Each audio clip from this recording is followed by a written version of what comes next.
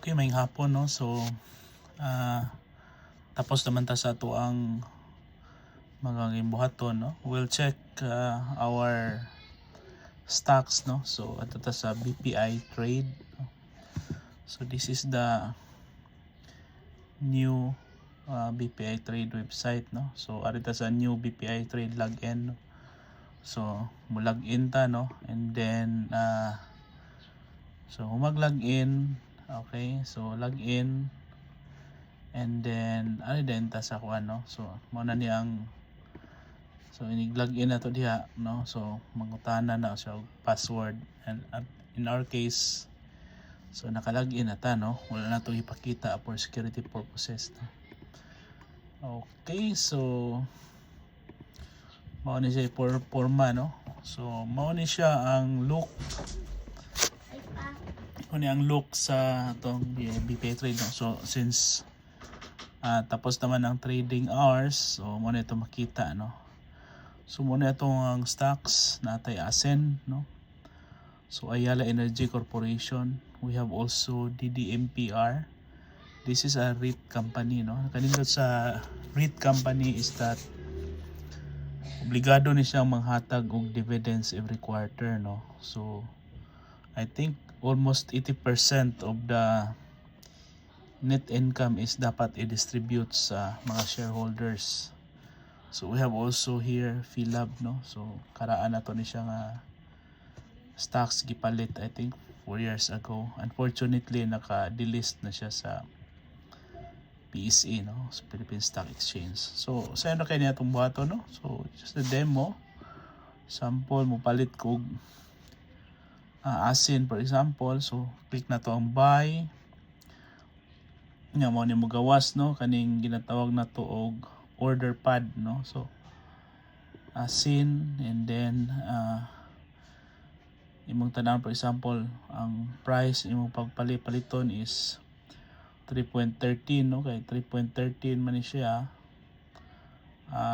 or let's say currently ang ihang trading price is 3.7. so kuan na nimo dire no, or pwede po ka mag-atang no. What if mo ubos siya sa 3.07, let's say i-anticipate mo within the trading days 3.05, and then for example imong paliton is 40,000 shares, so makabutang na diha no. So at 40,000 shares of a price of 3.05 per shares, kita ninyo no, 3.5 per share. Okay kana. So ang imong bayranan is 122,000 no. So including taxes and mga service fees niya. Nanay PIN no. So that is a personal PIN din by. So if maparisan na imong stocks, and then it would be added to your portfolio no. So yun ana lang siya no. So at this time ato lang siyang i-cancel no.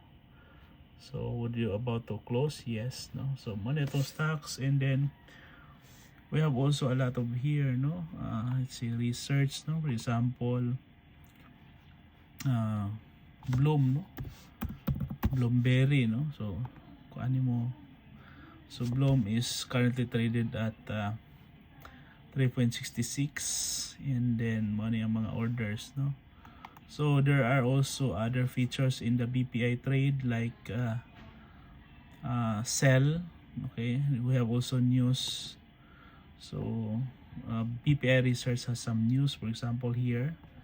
So here is the research no. So stories of the day, so pictures, trading highlights, and so on no. So I'm not yet what do we call this one no, kanang, but the most important is buy, sell, news, and of course log out no. So we have also watch list, and then we have also quote, we have also stock information.